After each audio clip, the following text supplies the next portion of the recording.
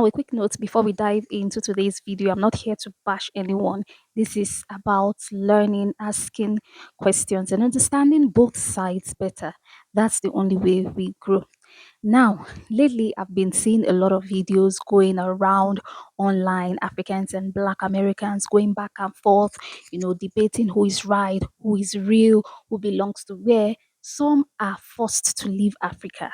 Some of these YouTubers need to stop telling people to come to Africa. The locals coordinated because they noticed our movement. So they were watching the videos and they were aware of the trend to come to Africa for African Americans. And so they raised the price on housing and on everything, business services, everything. I don't think every African American should come to Africa. The amount of corruption and bribery needed just to register a business. We're talking $10,000 land surveys for 5 acres. There was a lot going on in those offices. I've gotten into trouble in those offices for calling out certain things, calling out corruption. I've been in trouble for that. I don't know if some of you who know me know that I've been in a Tanzanian jail 3 times because of certain things. One was firing somebody who didn't want to work. Another one was you just can't call out corruption. You got to act like it doesn't exist and play some mind game. And that's not how some people operate. That's compromising. It's a fine line, and it's a tiptoe eggshell sort of dance you have to do there. And I don't think a lot of people want to do that. Y'all invited us to come home, which by the thousands we did.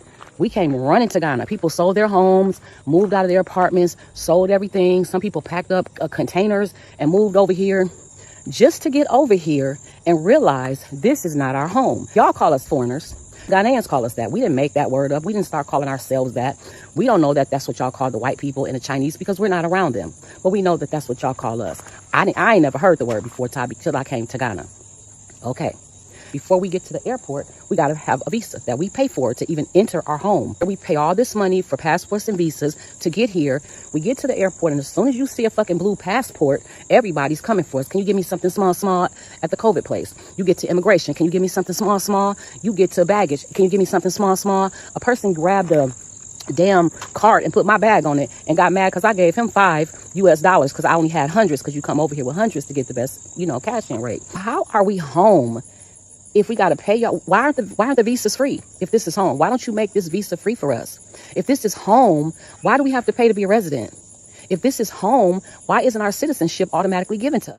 Others defending their culture and some defending their experiences. What is African culture? You wash your kid's head in cow pee.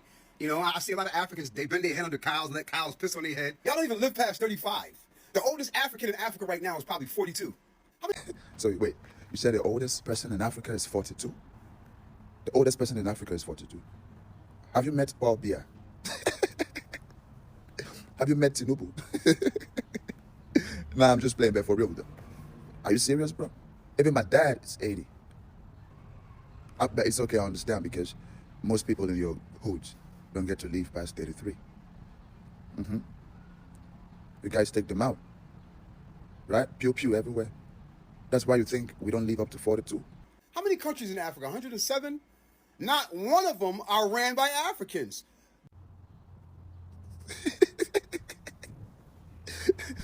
And you are allowed to vote.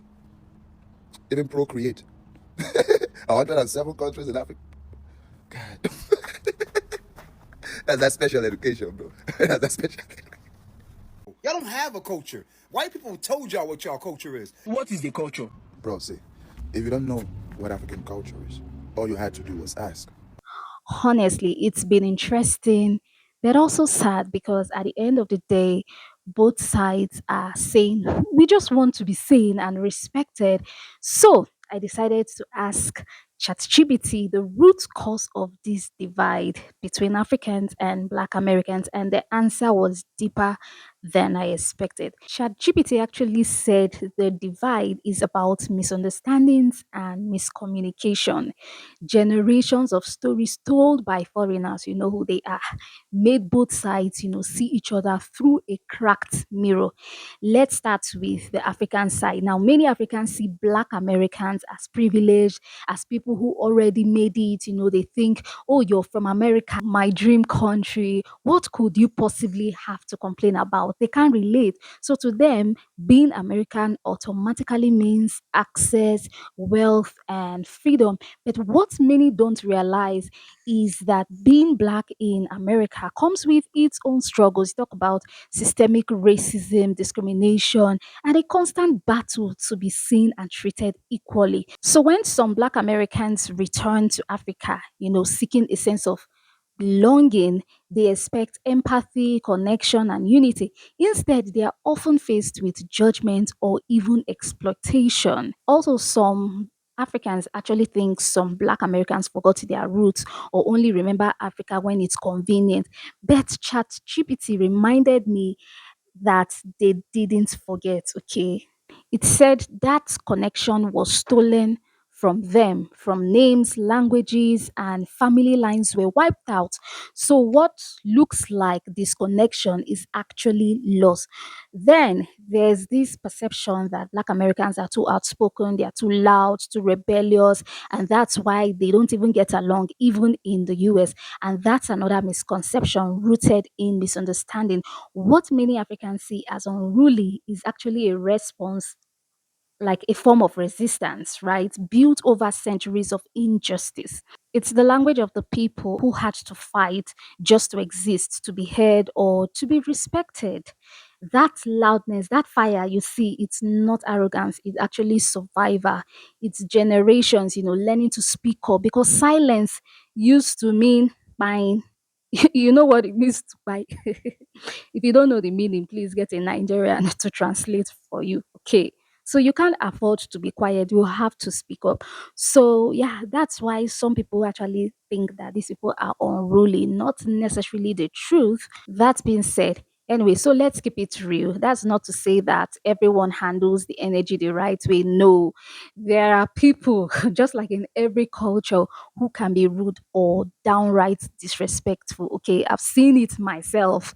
Remember that guy who came to Kenya and started misbehaving online, thinking he could just talk down, or play games. Oh, trust Kenyans. They didn't let that slide. Oh. They humbled him real quick. Kenyans can actually be welcoming, but they don't tolerate nonsense. Okay. So, yes, sometimes individuals take things too far, but that doesn't define a whole group. One person's attitude shouldn't erase millions of people's good intention. Now, on the other side, some Black Americans see Africans as cold or unwelcoming. They say we come home and still feel like outsiders. Some even share stories of trying to settle or get citizenship and facing pushbacks. And it hurts because they expected open arms. So, yes, the feeling are real on both sides. But the truth is, these misconceptions come from history, not from hate. ChatGPT went further to explain that this divide actually started way back during slavery and colonization. When Africans were taken, they weren't just, separated from their land, they were separated from their identity. And those left behind, we the Africans, we were taught by the colonizers that these people who left were lost. So that mental split was intentional. It made it, easier to control both groups. Generations later, that same system still affects how we see each other. Black Americans, grew up fighting discrimination and trying to survive in societies that told them to fear and doubt Africa, to see Africa as poverty, jungle, primitive, hopeless, chaos, and so on. I'm sure you've heard so many of those stereotypes, those misconception about Africa. Some people genuinely, that was what they fed them with. And these people actually have their intentions. They know why they are doing all this because if you unite, they know that it is game over for them. So that they are just causing that split. Okay, they are doing the devil's work. Nigerians will say they are jamming our heads together. They don't want peace, they don't want unity, so they are jamming heads together. All they say is all about programming. They've been told to think of African as something distant, you know, not something powerful or royal. Now, on the other hand, Africans grew up in systems that glorified the West and saw someone from there as automatically better. In fact, getting married or having a child with a Muzungu is seen as an achievement. Oh, God, have mercy upon us. So you see, both sides were actually programmed to, misunderstand each other. ChatGPT went further to say something powerful. It said, the greatest chain that still binds Africans and their descendants isn't physical, it is mental. And that's where everything clicked. Mental slavery is just when your mind has been, programmed to see your own reflection as less, but then you celebrate your oppressor's image but question your own brothers. Do you get? So we've actually been carrying these invisible chains for generations and we don't even realize it. So you can see the divide isn't natural. It was engineered. Okay, colonizers, traders, governments, they knew that if Africa and its diaspora ever united, that would be unstoppable power. So they built systems that kept us suspicious of each other. They taught Africans, chase foreign approval and taught Black Americans to forget their roots. Now, here's the thing, not every Black person wants to identify as African, okay? They feel their roots are now America. That's okay. Nobody is dragging it with you. If that's what you want, just do you. Identity is personal. Just do you. It's not a must that every Black person must identify as an African, and every African doesn't need to force that connection. I see a lot of black Americans come out to say, oh, we are not Africans. Initially, it was a lady saying, oh, we black Americans, we don't like African foods. African foods are not nice. We rather have Jamaican foods, this and that, and da da da da da, and all of that. And I'm like, why all this? Did anybody try to force African food down your throat? It makes no sense. And then talking about foods, I mean, we African, we don't eat processed foods. We buy foods that just came out of the ground or have just been harvested. And then the meats, we buy fresh meats from the market. And then what really drove me nuts was I saw one guy, he came out with we all know about red Indians and how they were the first in America and all of that. And then I saw a black American come on social media, on TikTok, put on the thing those red Indians usually put on their head. I'm like, yeah, we black Americans, we are from Tamarian. I don't even know what that is. And then when they try to back these things up with facts that they have, it makes no sense. You see paintings of people that looks like red Indians. Of course, this is red Indians.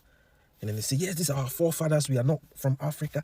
The thing is, nobody's forcing you to come from Africa.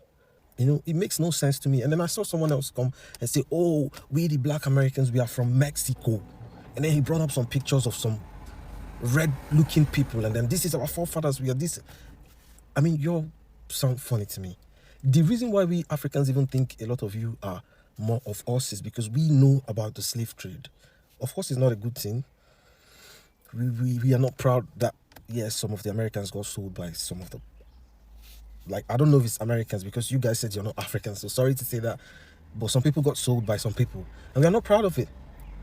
And then on the long run, we've seen lots of movies about American movies of showing how they got moved from Africa down to America and all of that. This is what we see in movies. And then nobody's coming. Are you trying to push this energy to the people who produce those movies? Don't come on social media to try to push it on us. You're claiming to be Mexican. You're claiming to be red Indians. Listen to yourself. How will these people actually look at you? We don't get along with the Africans, and they don't get along with us. They've been taught to hate us and dislike us and think we're a fool, and we've been taught we don't like their attitude. They act like they're superior because we're walking around talking about we are African Americans. We're not African Americans. We are American Africans. We shouldn't be apologizing to Africa. Africa got to apologize to us. We ain't do none. You did it. The f*** is we apologizing for? None of their books say, let's go get them. America ain't number 237 years old. Europe is 3,700 years old. Africa is 5,500 years old. But the interesting thing is that there are still Black Americans, some who still feel, deeply connected to the motherland and want to be recognized as Africans. They should be welcomed, okay? That's life for you, okay? And the beautiful side of this story is these black Americans didn't just talk, they acted, okay? I respect, like, shout out to you, black Americans who have done your research, those who travel to Africa, to Ghana, Nigeria, Kenya, Senegal, Gambia, Sierra Leone, South Africa, Burkina Faso, and so on. Not just for vacation, but to learn, to reconnect, and to heal. So I've been in Ghana for the past week. This is my second visit.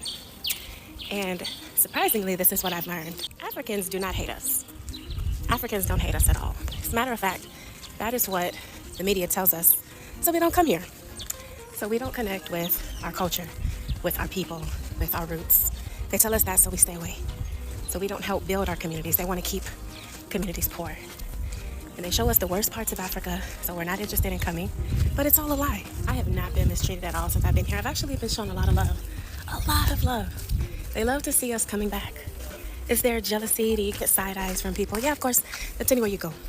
And the beautiful thing is, most Africans are naturally hospitable. Our people are kind, they are generous and open hearted. And that doesn't mean the experience will be perfect, okay? Because Africa is just like anywhere else, it has its flaw. Talk about corruption, culture shock, bureaucracy, poverty, sometimes even internal jealousy. You might still face judgments and challenges. It's not going to be all rosy, okay?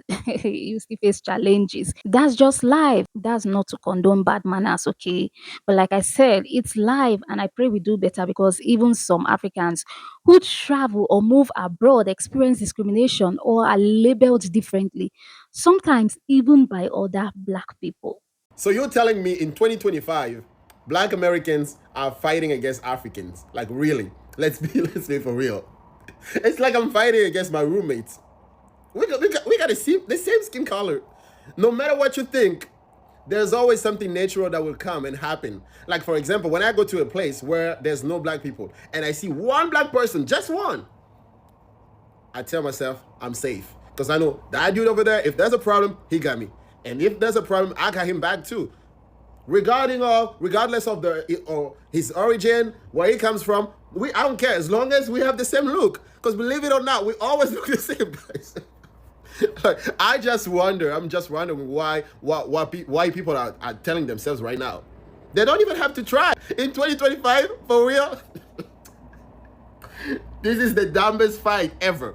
Just let's just live together. Come on, man. What is wrong with you? Needing these foreigners to do, whether they look like me or not, is to carry their ass back home. I get tired of people coming from different countries to America, and all of them, whether they look like me or not, all of these foreigners have a tendency to treat black Americans like we are less than them.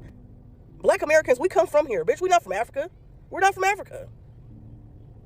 And you mean to tell me that everybody that's not from here can come here and be so disrespectful towards us on our land? Now, the problem is when you start having these issues with Africans, hey, Chineke.